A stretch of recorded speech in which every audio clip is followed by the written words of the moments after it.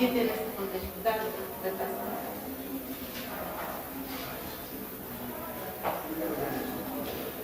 А це ви, так, поставили інший набір?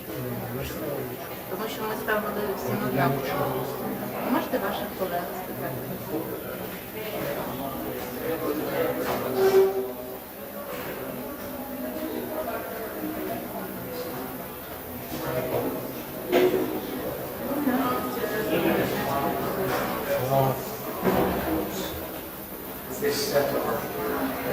This is the secretary. This is the secretary. Yes, it's okay. Yes. Yep. I tested it. Okay. It works. Yeah. Must be prepared since. Thank you. Yeah. Yeah. This is the secretary. I tested it. Test it again. To be sure.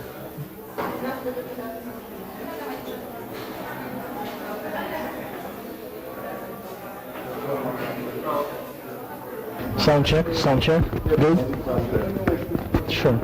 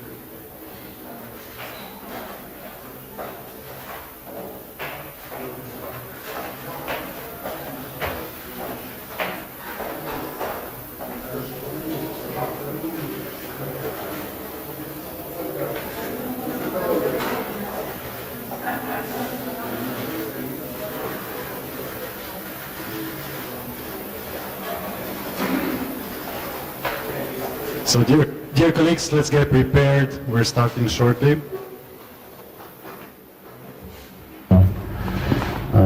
You might need headphones, Excellencies. Thank you.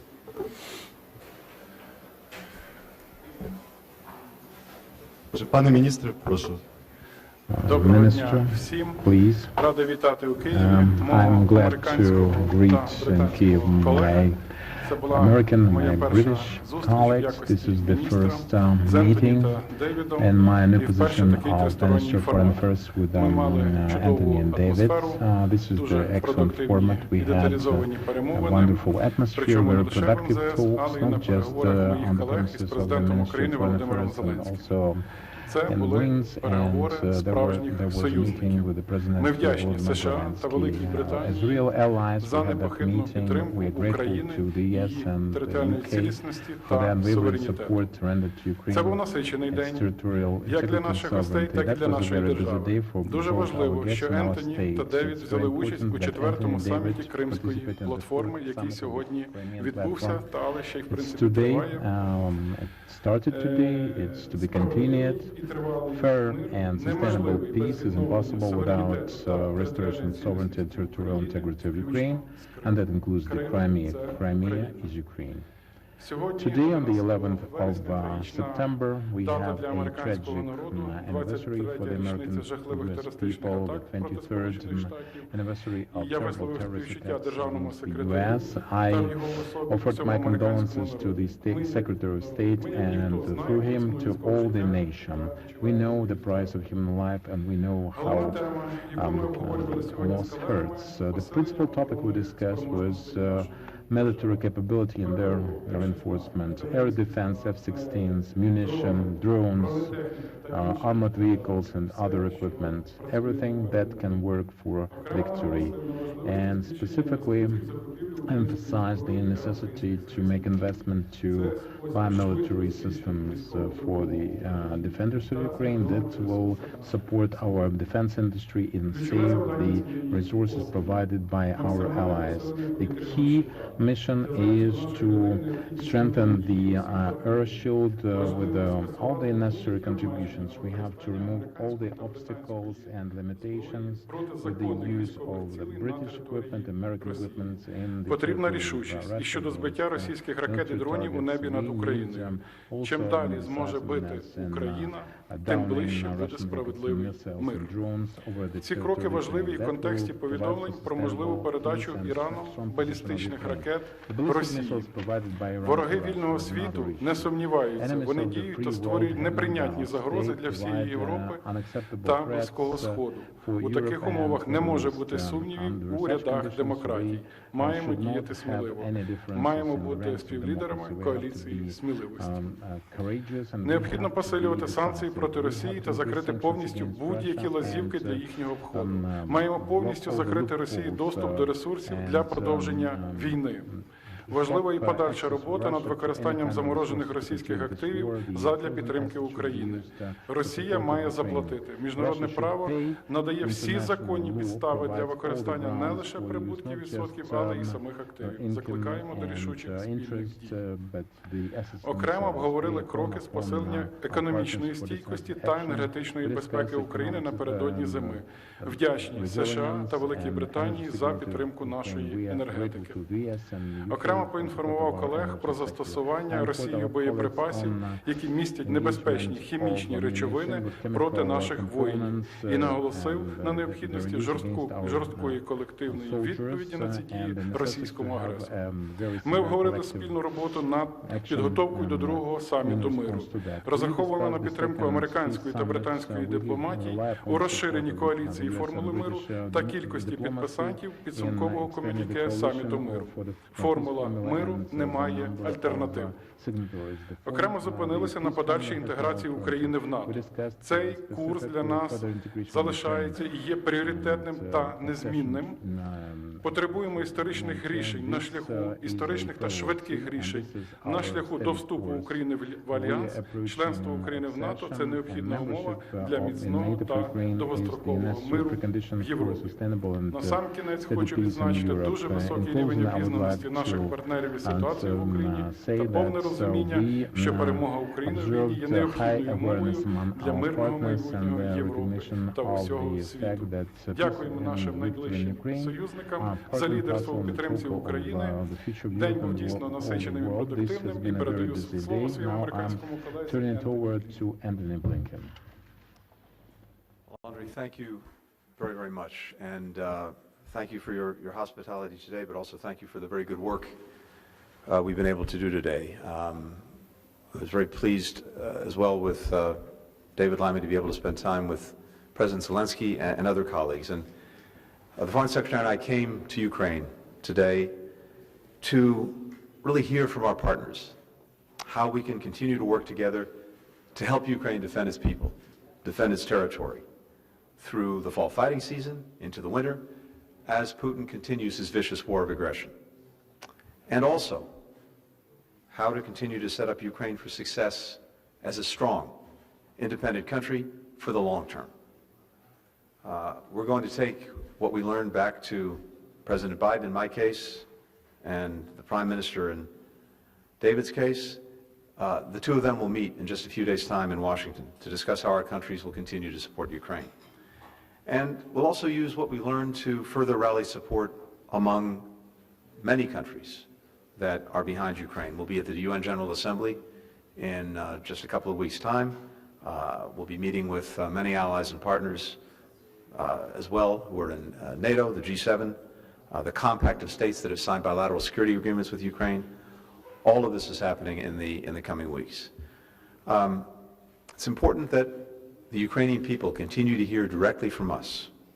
We remain fully committed to Ukraine's victory, to not only ensuring that Ukraine can defend itself today, but can stand on its own feet strongly, militarily, economically, democratically, for many, many days ahead, to securing the path the Ukrainian people have chosen toward greater integration in the Euro-Atlantic community, including the European Union and NATO, to getting a just and lasting peace.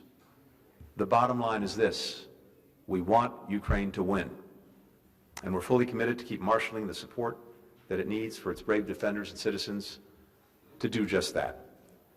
Now, support for Ukraine will endure because it doesn't depend on any one country, any one party, any one election.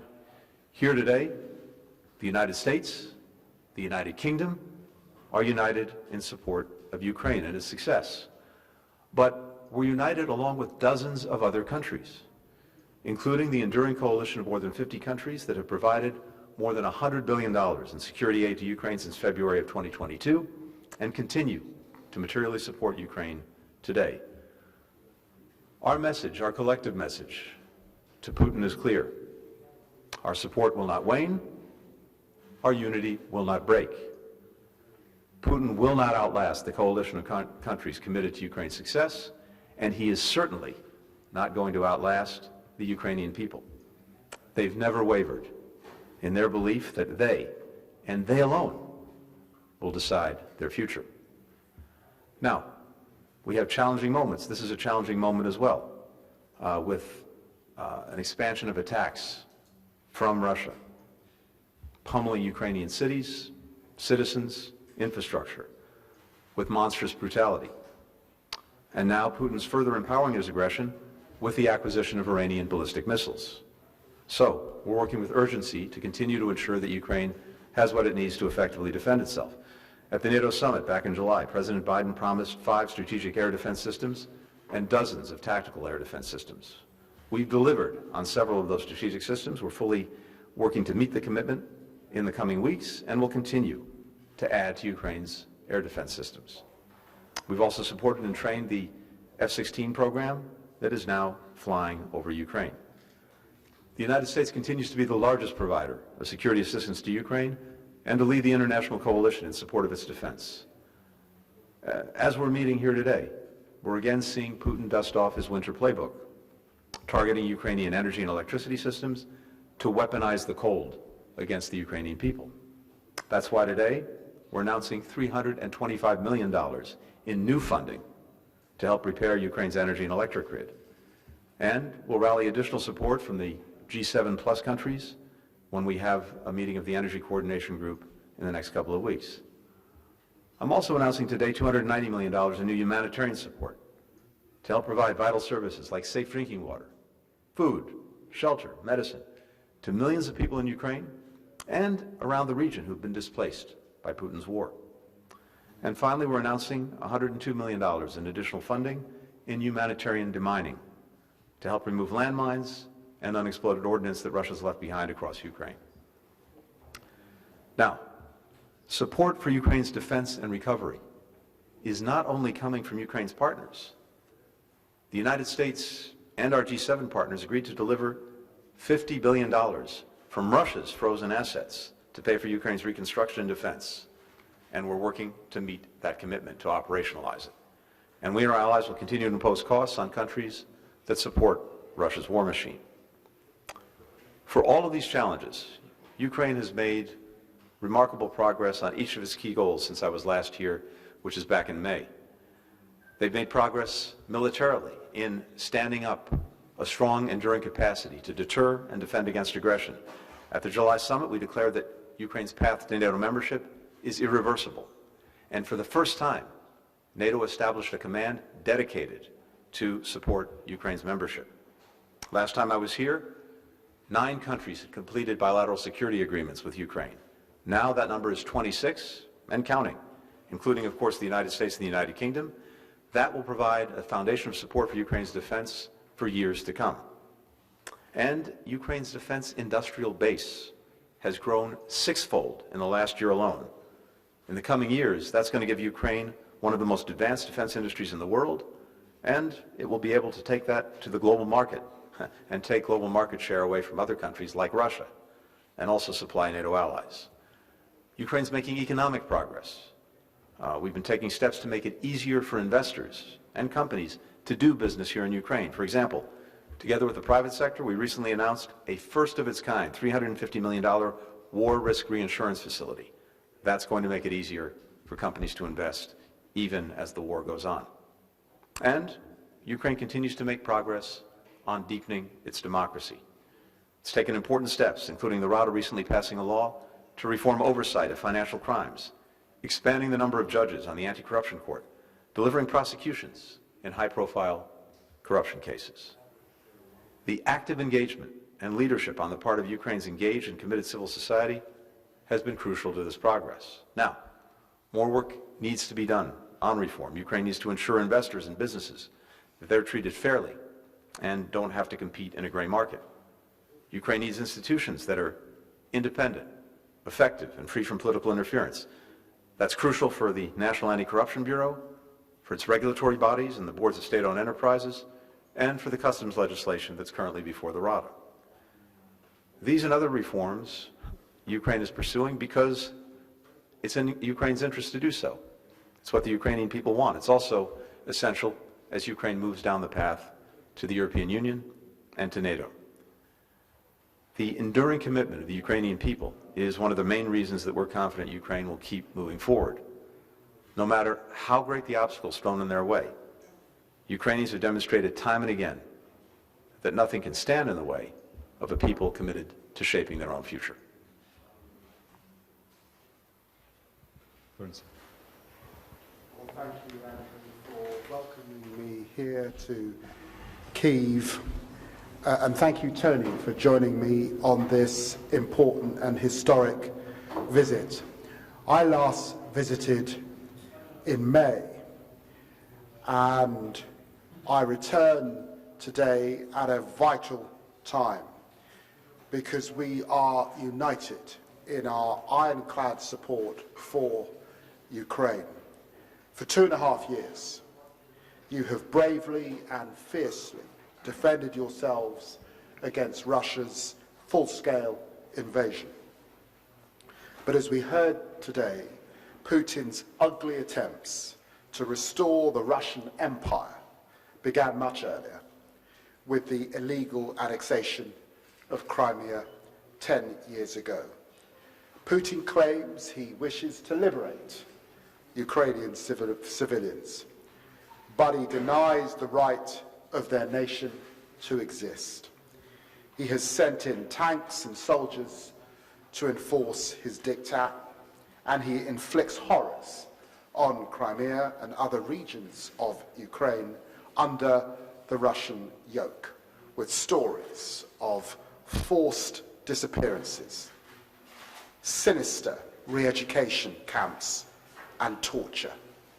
Putin's barbaric actions are the latest example of a very old and evil story. One of my ancestors was taken from their home, enslaved, chained on a ship, and forced to work for the profit of a foreign empire. He knew only too well what imperialism was. No act of authoritarianism is ever exactly the same.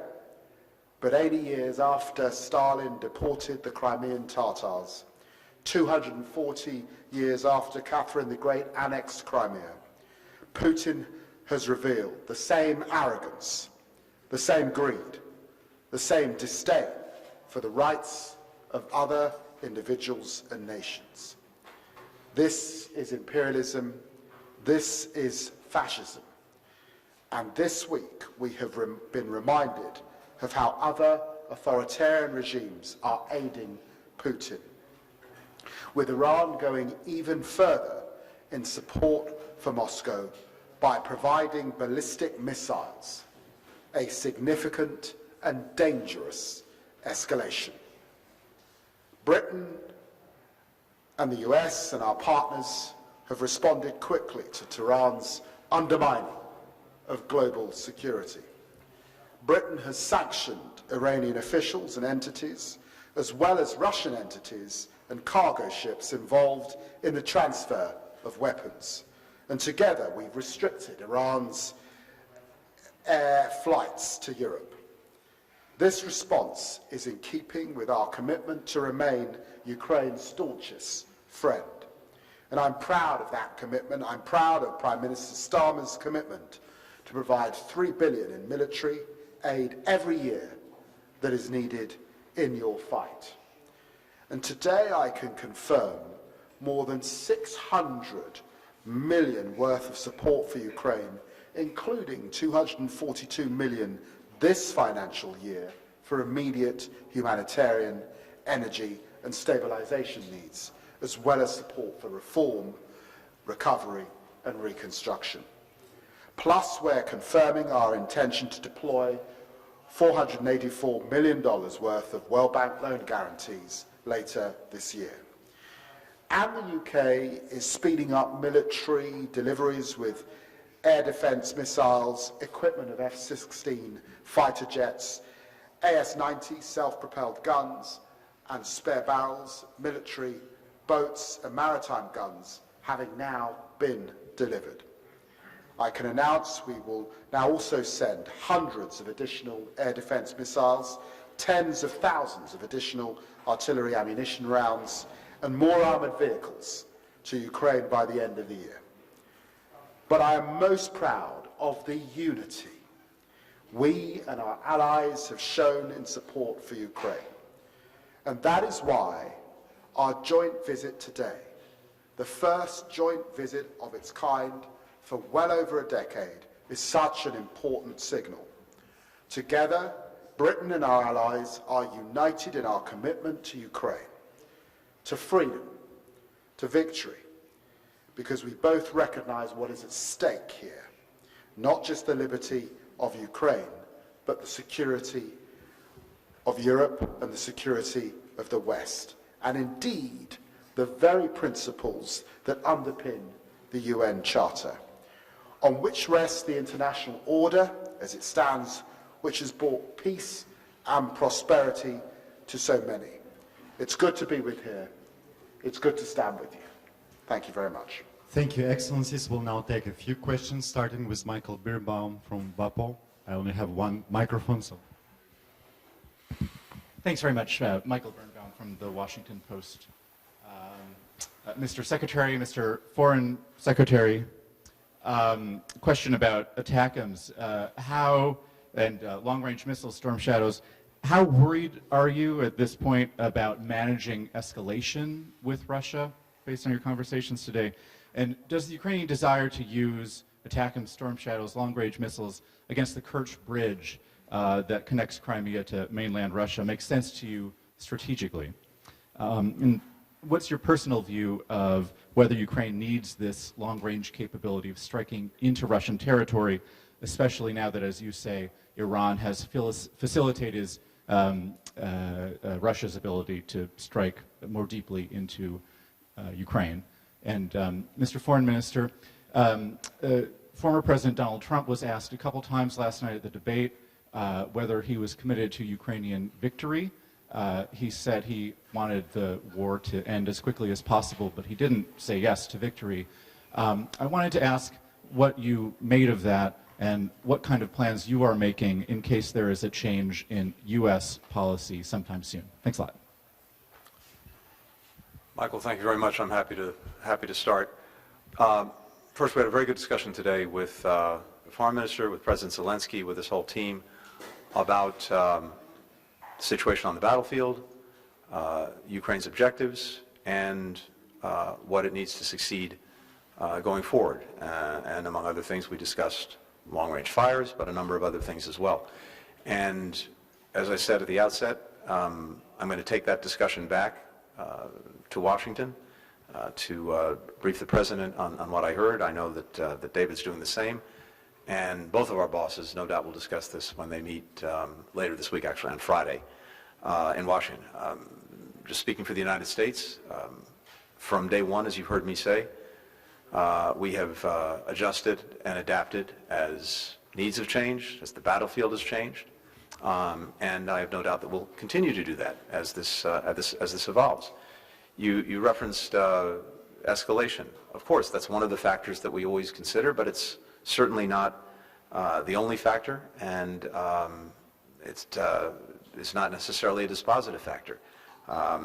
We have provided, as you know, extraordinary support to Ukraine over these more than 2 years. Not just training, not just money, but among our most sophisticated weapon systems. Again, tied to what their needs are, tied to what can make them most effective. And I think the track record is there. We're determined to ensure that they have what they need to succeed.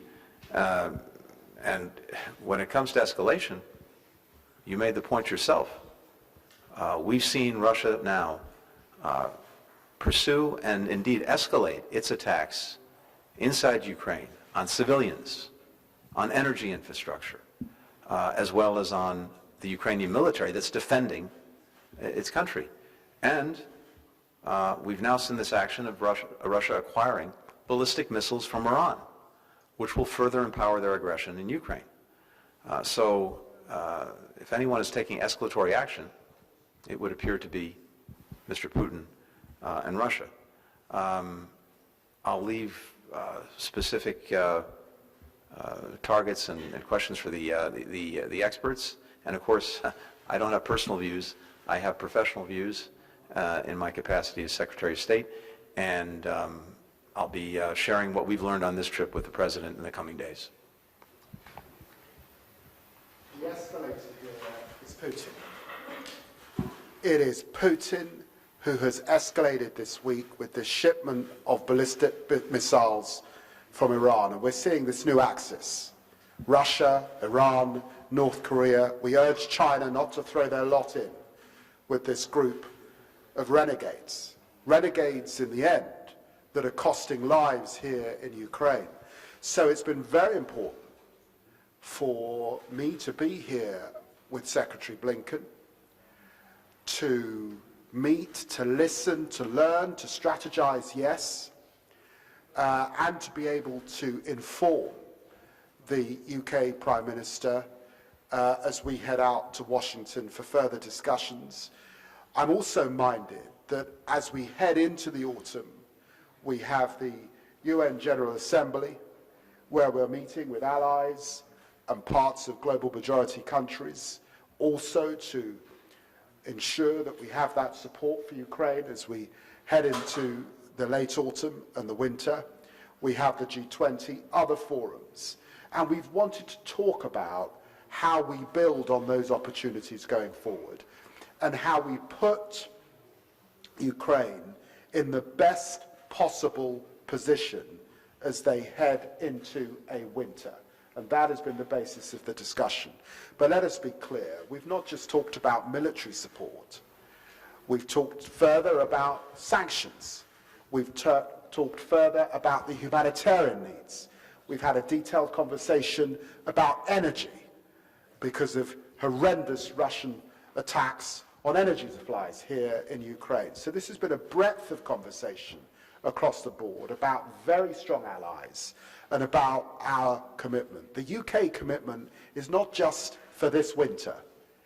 We're talking about a 100-year partnership because we stand with Ukraine for the long haul. Я повністю поділяю I оцінки, fully які щойно agree прозвучали with the щодо partners' ескалації.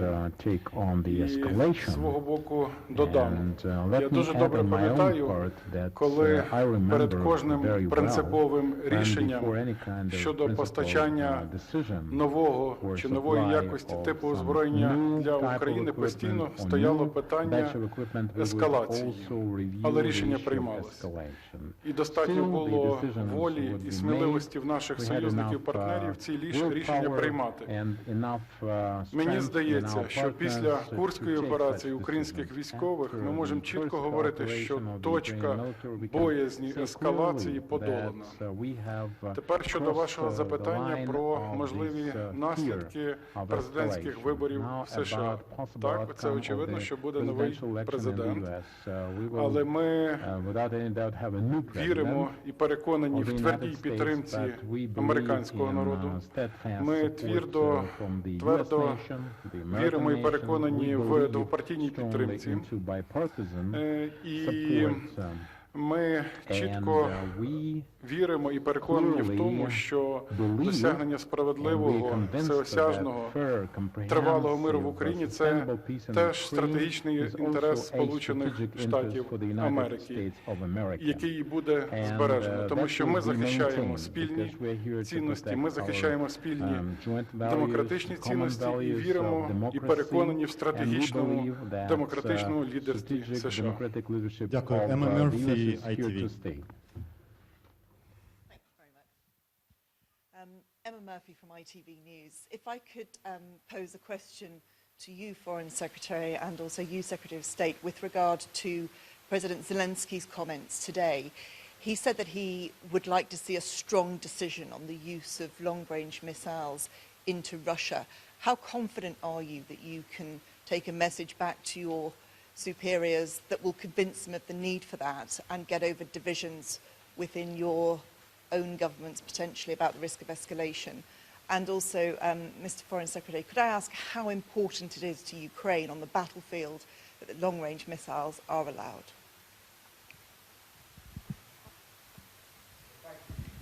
Question. We've had detailed conversations today with President Zelensky.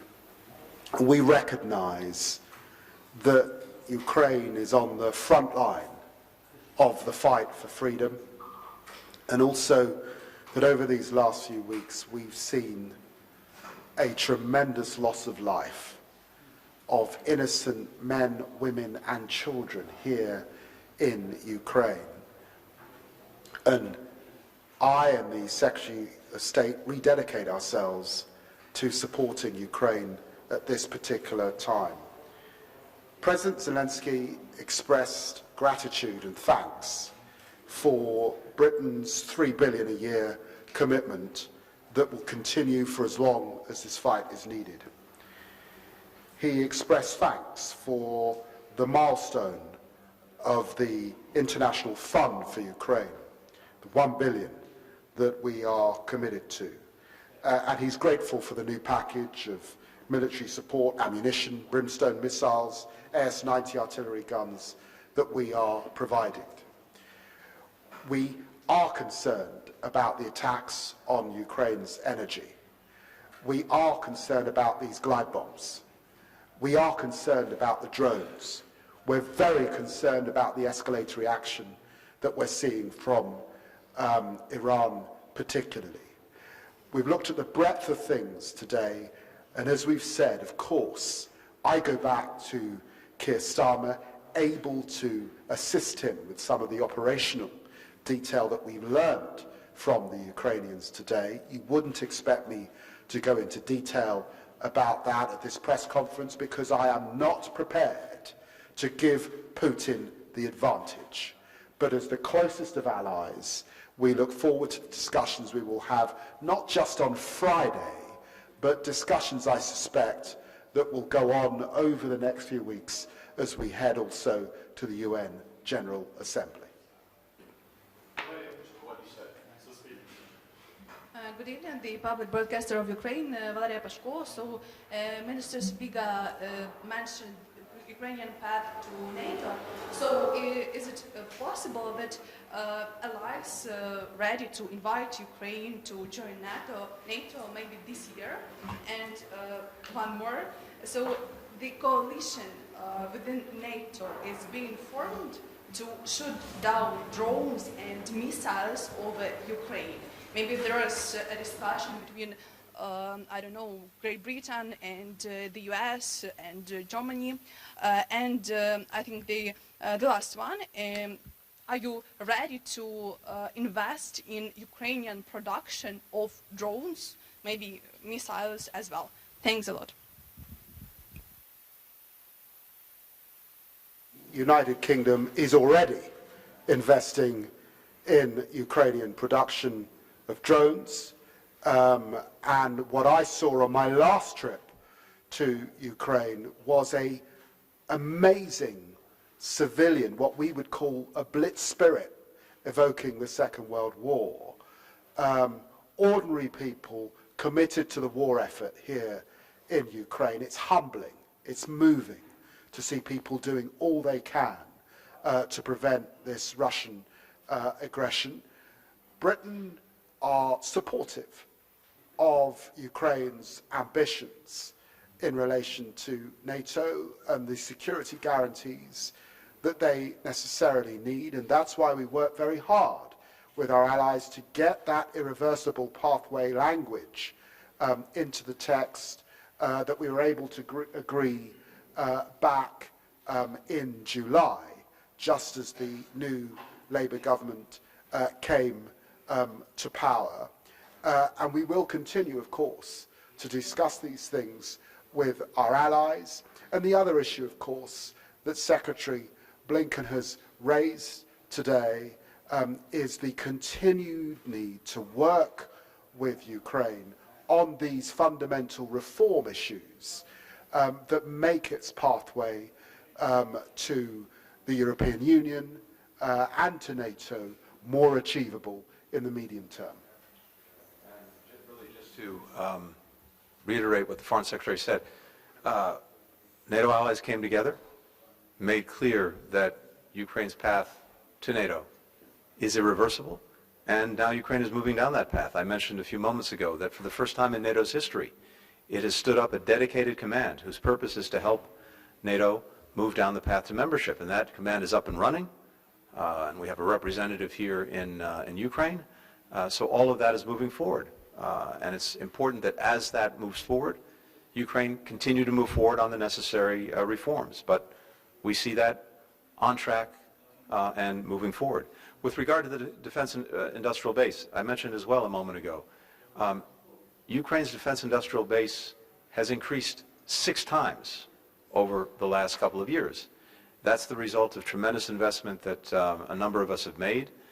I think what's so important about that is that it also sets up Ukraine for the long term, because one measure of success, one measure of Ukraine's success, is going to be its capacity to stand strongly on its own feet militarily, as well as economically and democratically.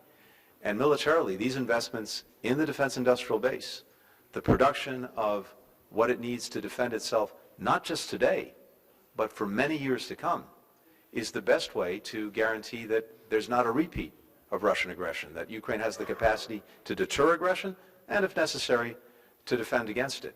We're also taking steps, besides making direct investments ourselves, as Foreign Secretary alluded to, we're also trying to make it easier for the private sector to do more in Ukraine, even in the midst of the Russian aggression. Some of the risk insurance is critical to that, and we've set up a facility to do that. I think companies around the world see Ukraine as a very attractive place for investment, even with the ongoing aggression, because of Ukrainian capacity. And that includes the defense industrial base. Deputy Secretary of State Verma was just here a few days ago, bringing members of the American private sector with him, including from the defense industry, and we expect things to come out of that. So all of this is moving forward. And again, I just want to emphasize, there are two goals in mind. Make sure that Ukraine has what it needs now to deal with the ongoing Russian aggression, but also make sure that it has what it needs to have an enduring success, to be a strong, independent country, increasingly integrated with the institutions of the Euro-Atlantic community, including the European Union and including NATO. Я теж прокоментую ваше запитання. like to щодо comment your необхідності та question as можливості to the збиття necessity to shoot російських down ракет та Russian дронів на missiles and територію drones over України. Ukraine. Вже є непоодинокі We already випадки have some порушення incidents of violation російськими об'єктами повітряного простору airspace of сусідніх neighboring countries країн by НАТО. Russia, Ми NATO вважаємо, що countries, and we Росія тим think самим that тестує і Russia, by рішучість, doing і that, is єдність testing the НАТО. decisiveness and Тому unity of NATO. має That's бути why тверда, we need to рішуча have відповідь this firm спільна answer союзників на такі of the провокативні allies і to such a ескалаційні дії provocative and росіян, an які все escalation by частіше Russian, б'ють who по are more об'єктах often близько до target кордону НАТО, по the targets об'єктах, close to які the поруч border with знаходяться NATO, з ядерними станціями України, targets close to the почали бити і nuclear по power наших stations in підземних Ukraine, сховищах, and які they дуже also близько target our знаходяться до underground західного кордону. storages, Нагадаю, which що are у нашій close to the безпековій western угоді, borders of яку Ukraine. підписав Our security президент Зеленський з agreement Туском, signed by є Zelensky and пункт, Tusk, there в is якому a paragraph передбачається saying that практична фаза the консультацій practical між phase союзниками of щодо вивчення можливості consultations збиття among ракет на allies територію about shooting України. down І ми вважаємо, що це би over був Ukraine. гідний і And we правильний think this крок. would be a good На and цьому напрямку сьогодні я right мав розмову з step генеральним towards that. секретарем Today I had a НАТО, і я йому conversation with подякував за the його публічну General тверду Secretary позицію of щодо NATO, and I такого thanked him for рішення. his position as to Друге, ви this запитували issue. про Secondly, наш you шлях і asked about швидкість our до НАТО. path Я дозволю собі towards поділитися NATO and спогадами. speed Я був to поруч з achieve that. Зеленським в I was next to бункері Zelensky when he was in the після bunker 24 числа. after February І 24th, на другий день and on the президент second day, Зеленський President прийняв Zelensky рішення made a decision подати офіційну to заявку file стати асоційованим членом Європейського Союзу. Це, щоб ви просто розуміли логіку petition to і той join дух, the який European Union. панував. Just to give you an idea, to Російські understand the війська в spirit цей was час in the стояли air. At that під time, the Києвом. Russian troops were Лунала right next to канонада. Kyiv. We Але could з тих hear the стратегічних artillery розумінь таке shooting, but рішення out of було strategic прийнято. considerations, На he четвертий made a день ми decision. On the підготували fourth необхідні day, документи he в prepared дуже вузькому all форматі і the подали цю заявку. paperwork, Через and we півроку ми filed отримали that, цей статус, filed that petition. виконавши по And дорозі in 4 months, необхідне we домашнє achieved завдання that. і So необхідні having done the вимоги. home assignment and Тому ми meeting the потребуємо requirements, і швидких, that's і why we need історичних quick рішень and historical щодо decisions наближення as to bring України, Ukraine, щодо наближення членства as to України bring в Ukraine's НАТО. membership in Якщо буде NATO така політична closer. If воля, there ми is a готові political сьогодні will, стати we are членом ready to НАТО. become NATO member today. Thank you.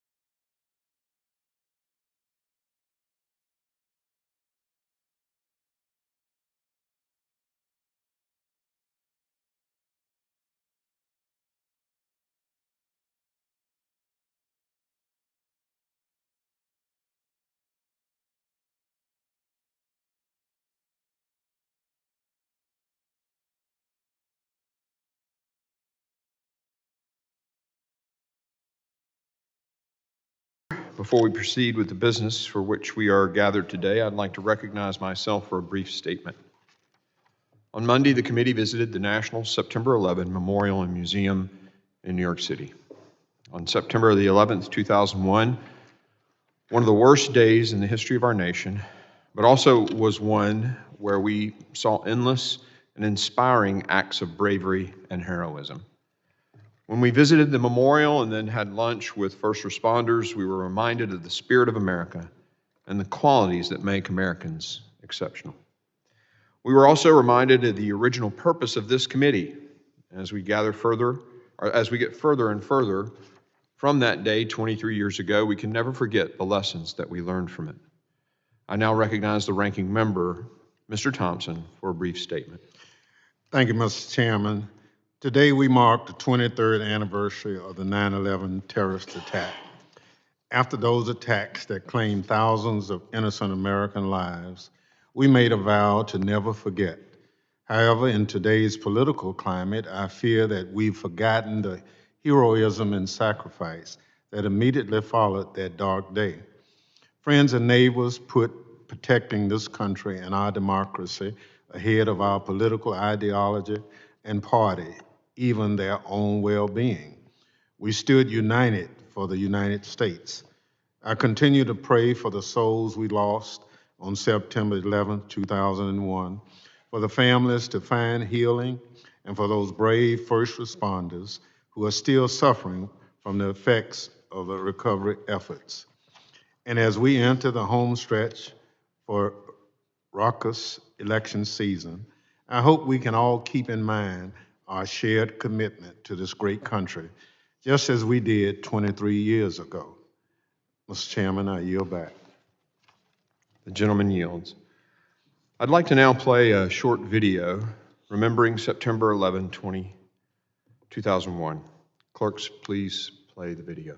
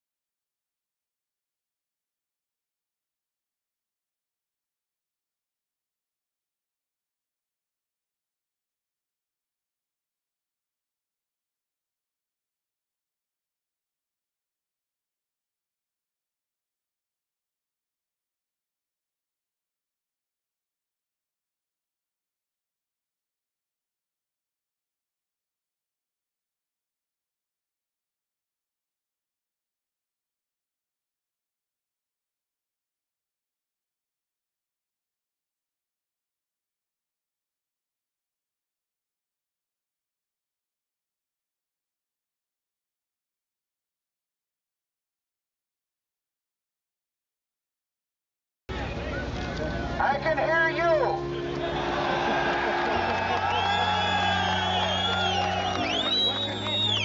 I can hear you. The rest of the world hears you.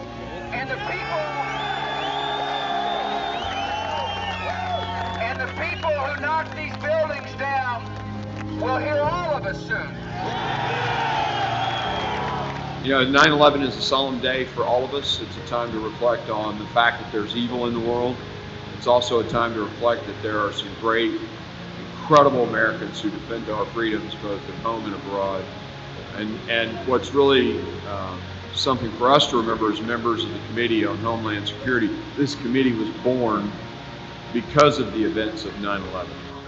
It's a sad day in American history and in our global history, but also standing here on this sacred spot is a reminder that we as a nation have persevered as we have to work together to protect our country and to protect the freedoms and democracy that we hold dear as Americans. Over the last 2 decades, we have really been at the forefront of keeping this country safe, of sharing information, and to making sure that an attack like what happened on September 11th never happens again. And it is really our job. When we take our oath, we also make a promise in our hearts to never forget. And visiting the memorial today, visiting the site, is us carrying out that promise.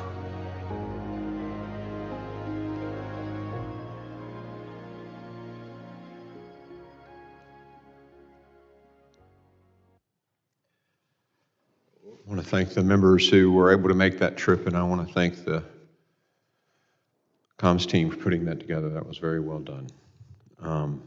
And for the members here who served in law enforcement, first responders, EMS, firefighters, and those who served in the military to do what George Bush promised there, thank you.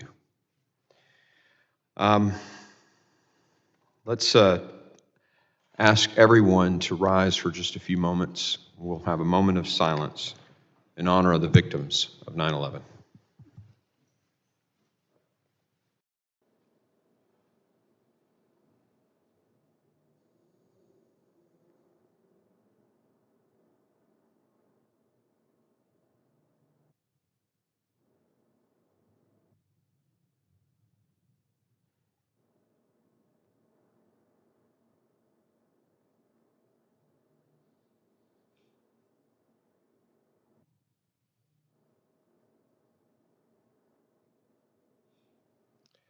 Please be seated. Thank you.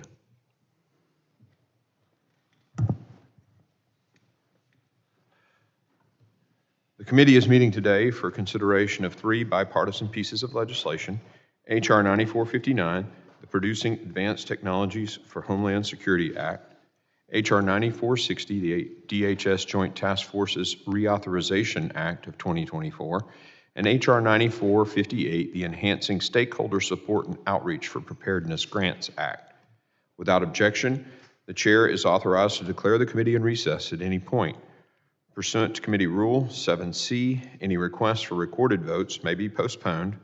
I now recognize myself for an opening statement. The measures under consideration today reflect our shared bipartisan commitment to ensuring that the Department of Homeland Security is equipped with authority it needs to carry out its critical functions. H.R. 9459 reauthorizes DHS's other transaction authority and important mechanisms that allow DHS to create flexible agreements with non-traditional entities to obtain valuable research and technological procurements to achieve its mission. The bill also includes common sense transparency efforts that keep both the public and Congress aware of the use of these agreements. And I thank the sponsor of this bill, the gentleman from Mississippi, Mr. Guest, as well as the gentleman from Maryland, Mr. Ivey, for their bipartisan work on this measure. H.R. 9460 extends DHS's authority to establish and operate joint task forces for 2 years. While only one Joint Task Force East, is currently operating, it is providing a role so critical we simply cannot afford to allow it to sunset. JTFE's collaborative mission to safeguard and interdict illicit activity in the international waters of the Gulf of Mexico, the Caribbean Sea, and the Eastern Pacific Ocean is extremely important. I similarly thank the sponsor of this bill, the gentleman from Louisiana, Mr. Higgins, as well as the gentleman from New York, Mr. Swazi, for their bipartisan effort to reauthorize this authority. Last, H.R. 9458 will require the administrator of the Federal Emergency Management Agency to enhance its outreach efforts for its Urban Area Security Initiative and State Homeland Security Grant Program. I commend the sponsor of this bill, Mr. Goldman from New York, for his work on the measure. I now recognize the ranking member to make an opening statement. Thank you very much, Mr. Chairman. Today's markup in this committee represents the shared commitment to America's homeland security I mentioned in my earlier remarks, and I'm happy to support all 3 measures on the agenda. As we sit here today, communities along the Gulf Coast, including my district, are bracing for Hurricane Francine. Hurricane Francine is a reminder that we must do everything in our power to support communities by ensuring they have the resources, guidance, and support they need to weather disasters and recover swiftly. At today's markup, Representative Dan Goldman, who represents Ground Zero and cannot be with us today, as he is with constituents and President Biden at the 9/11 Memorial, has authored H.R. 9458, the Enhancing Stakeholder Support and Outreach for Preparedness Grants Act. The bill, which I'm proud to co-sponsor, will require that the Federal Emergency Management Agency improve outreach to and gather input from state, local, tribal, and territorial stakeholders for the State Homeland Security Program and the Urban Area Security Initiative. H.R. 9458 is a product of years of this committee's oversight work and would direct FEMA to provide continuous stakeholder engagement throughout the grant process. I applaud Representative Goldman for his work advancing this measure today, and I'll have more to say about it when it's called up. The other two measures on today's agenda extend important DHS authorities.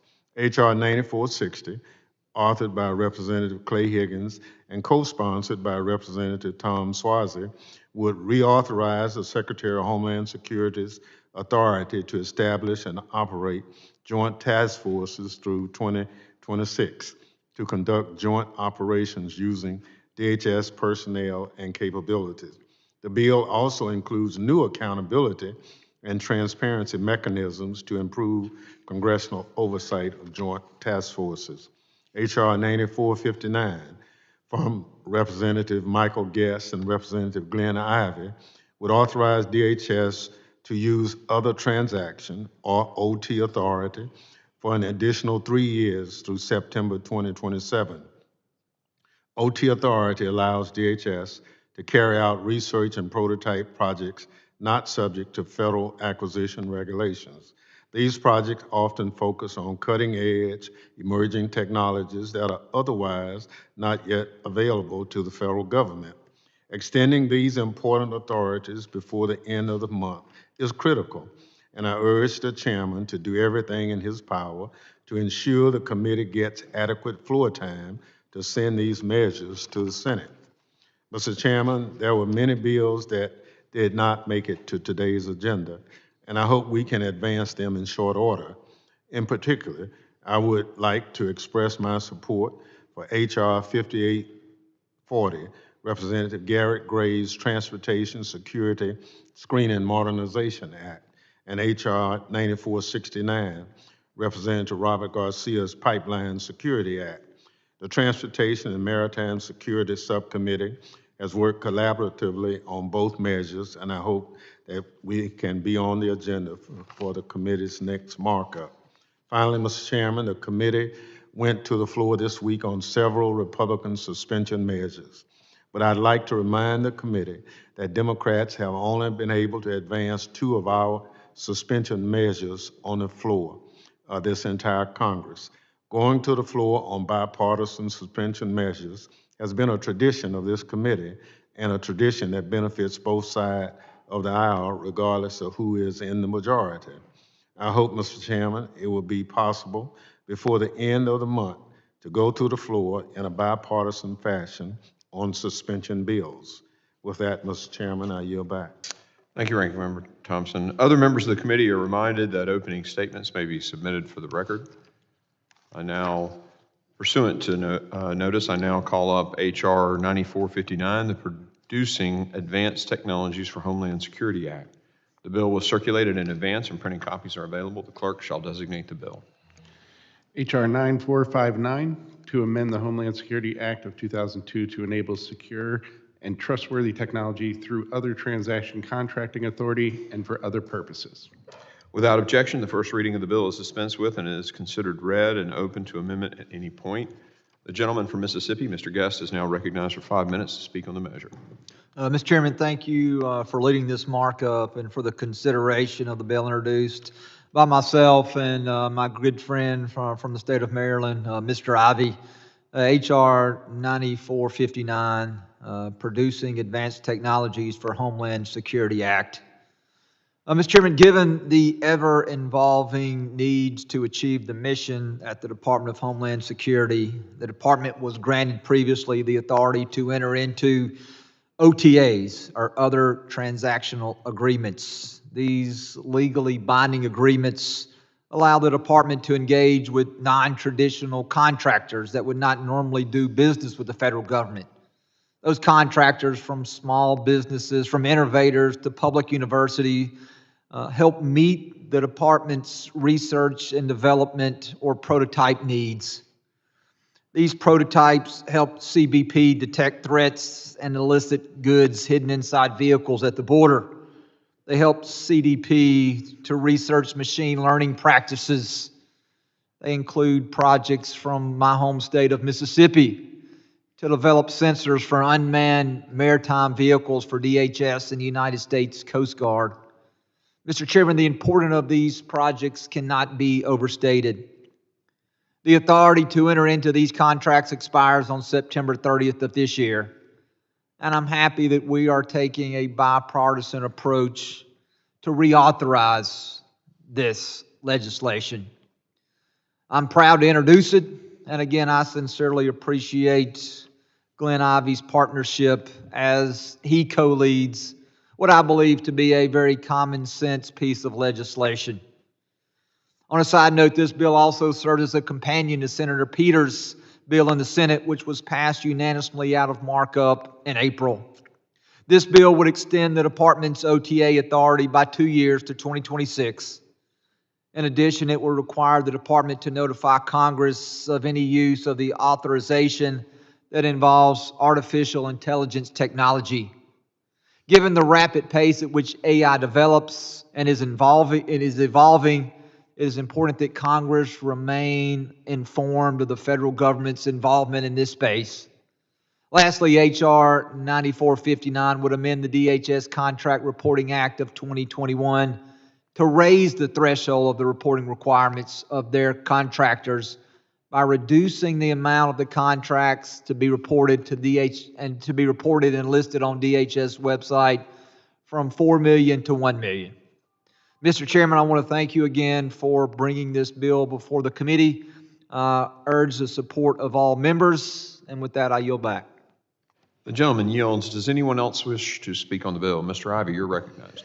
Thank you, Mr. Chairman. I would like to thank you for bringing this bill forward. I would also like to thank you for that very moving tribute with respect to 9/11. And as you noted in the video, this committee was born on that day, at least in concept. And I appreciate the fact that on a day like this, we can move forward in a bipartisan way, in the same way that we were bipartisan on that day, that we can be in that mode again today. And I thank you for that. I also like to thank Chairman Guest for his leadership on this and allowing me to support his efforts. And I want to join in the comments that you made. I would like to simply add one thing. I think this is a huge first step in the right direction with respect to addressing this issue. But I'd also like to note that we had a subcommittee hearing, it's a joint subcommittee hearing led by Chairman Higgins, Chairman Bishop, Ranking Member Correa, and myself, in which we got testimony from David Berteau with respect to figuring out how to find additional ways to accelerate acquisition of cutting-edge technology. He talked in terms of the impact of having the technology out there, but not being able to acquire it for the government in a timely basis. He also talked about the fact that sometimes even when we're trying to acquire it, and the acquisition process is moving forward, it takes so long that new technology preempts it.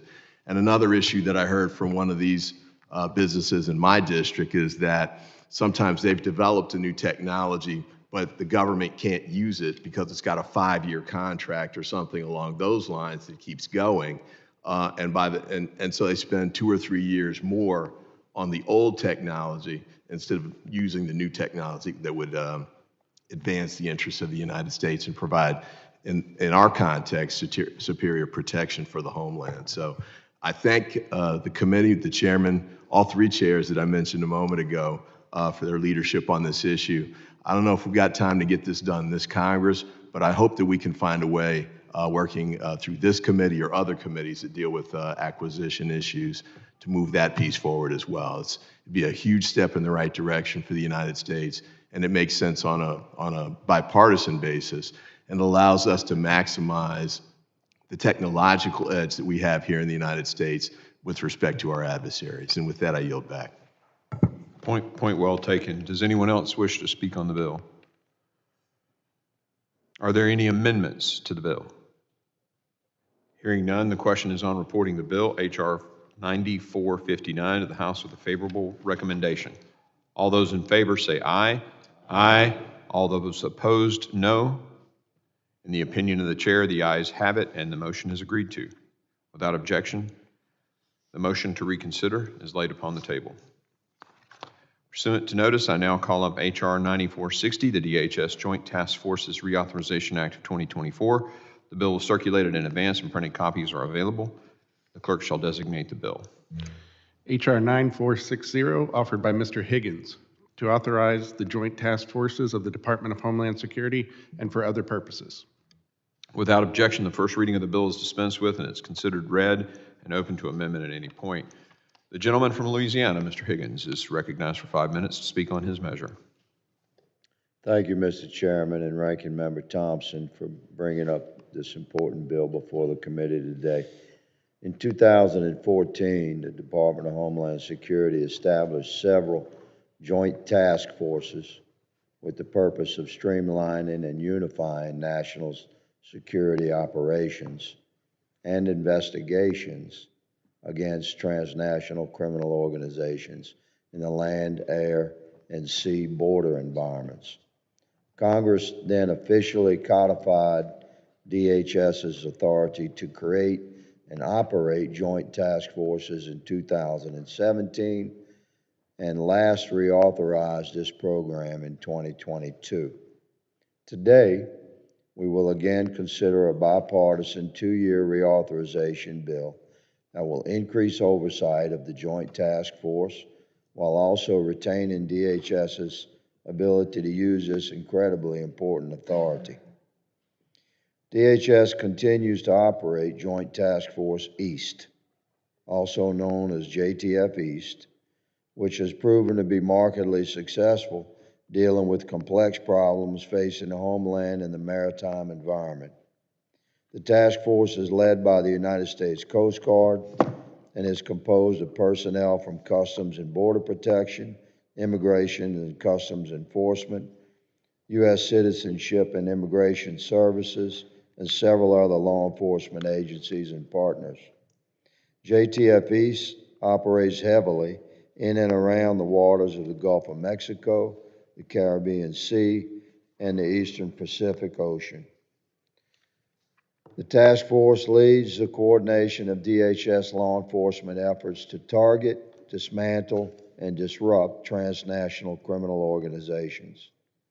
In 2023, the task force increased resources to prepare and respond to maritime mass migration incidents and to support Operation Vigilant Sentry. Operation Vigilant Sentry has proven to be vital in the response against illegal migration by sea, which has been increasing over the past 3.5 years. It is important that components of DHS continue to work together in a unified way to confront the national security risk posed by an unsecure maritime border.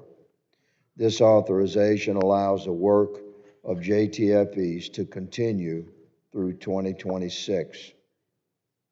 Thank you again, Mr. Chairman and the Ranking Member, for bringing this important bill before the committee, and I thank you, my colleague, Representative Swazi, for working with me on this important legislation. I yield, Mr. Chairman. Gentleman yields. Does anyone wish to speak on the bill? Mr. Swazi, you're recognized. Mr. Chairman, thank you very much, and I want to applaud you and Ranking Member Thompson for fostering a spirit of bipartisanship within this committee. Today's a great example of that. Nobody would expect that Clay Higgins and I would be doing things together like this. And I think it's a message we need to try and get people in the rest of the Congress to hear more often, and for the American public to hear more often, that we can actually get some things together, get some things done together when we work together. And I agree with the Ranking Member about let's get this stuff on the floor when we have these agreements like this at the committee level. But let's try and, this is something the American people are hungering for, is for us to work together to solve problems. Even when we disagree on certain things, there's so much more that we share in common. So I'm pleased to help co-lead the bipartisan Joint Task Force Resolution Act of 2024 with my colleague, Representative Clay Higgins, who I've actually visited his district in the past, and I want to thank him again for his hospitality. This is a bipartisan common sense bill that first and foremost is focused on securing America's borders, specifically securing the southern border's maritime routes. Again, I want to thank Congressman Clay Higgins for working and allowing me to be part of this. We need to secure our southern border. The Department of Homeland Security's Joint Task Force's authority is one of the essential operations that help us keep it secure. Joint task forces allow DHS to establish joint operations, as was described by Representative Higgins already. And we need to degrade transnational criminal activity. This is a great example of success in the Joint Task Force East. In the past calendar year, hundreds of migrants were interdicted. Over 55,000 kilograms of illicit cocaine valued at over $1.7 billion was captured. Illegally harvested fish valued at over $900,000, and over 350 illegal firearms and over 26,000 rounds of ammunition. So this is an example of government working the way it's supposed to, but we need to do more, and we need to do more things like this. So again, I'm happy to be a part of this bill, and I appreciate Representative Higgins, and I appreciate you, Mr. Chairman, and our ranking member for working together and encouraging the spirit of bipartisanship to get things done on behalf of the American people. And I yield back. The gentleman yields. Does anyone else wish to speak on the bill? Are there any amendments to the bill? Hearing none, the question is on reporting the bill, H.R. 9460, to the House with a favorable recommendation. All those in favor say aye. Aye. Aye. All opposed, no. In the opinion of the chair, the ayes have it. The motion is agreed to. Without objection, the motion to reconsider is laid on the table. Pursuant to notice, I now call up H.R. 9458, the Enhancing Stakeholder Support and Outreach for Preparedness Grants Act. The bill was circulated in advance, and printed copies are available. The clerk shall designate the bill. H.R. 9458, to amend the Homeland Security Act of 2002 to enhance outreach for the Urban Area Security Initiative and the State Homeland Security Grant Program of the Department of Homeland Security, and for other purposes. Without objection, the first reading of the bill is dispensed with, and it is considered read and open to amendment at any point. The gentleman from Mississippi, Mr. Thompson, is recognized for 5 minutes to speak on the bill on behalf of Mr. Golden. Thank you very much, Mr. Chairman. In the aftermath of the tragic September 11th attacks, our nation made a vow to never allow such devastation to occur again. As part of that commitment, the Department of Homeland Security, through the Federal Emergency Management Agency, has since distributed over $55 billion in preparedness grants. Preparedness grants provide essential resources to enhance community preparedness and responsible capabilities. In 2021, I asked the Government Accountability Office to review how FEMA conducts outreach to state, local, tribal, and territorial officials throughout the grant process. In January, GAO released a report highlighting significant challenges in the transparency and communication surrounding the preparedness grants. Mr. Chairman, I request unanimous consent to include in the record the GAO report entitled Homeland Security Grants, DHS Implemented National Priority Areas, but could better document and communicate changes. Without objection, so ordered. GAO found that grantees reported issues with meeting the grant requirements outlined by FEMA due to insufficient communication and delayed notification. Effective communication with stakeholders about changes is critical to ensure grantees can successfully meet program requirements and maximize the impact of these critical resources. Congressman Goldman's bill, the Enhancing Stakeholder Support and Outreach for Preparedness Grants Act, which I'm proud to co-sponsor, is a critical step in ensuring that FEMA's engagement with stakeholders is robust and effective. This legislation mandates that FEMA provide ongoing outreach, engagement, education, technical assistance, and support to stakeholders before, during, and after grant awards. It also requires FEMA to collect feedback from stakeholders to strengthen the grant process. Additionally, the bill directs GAO to report on the effectiveness of FEMA's efforts within 2 years and mandates that FEMA submit a detailed report to Congress on stakeholder outreach and engagement. This bill aims to ensure a transparent, responsive, and effective process for allocating these vital funds. Lastly, I'd like to thank GAO for working on the report, the Major City Chiefs Association, and the International Association of Fire Chiefs for endorsing the legislation. I urge my colleagues to support the bill.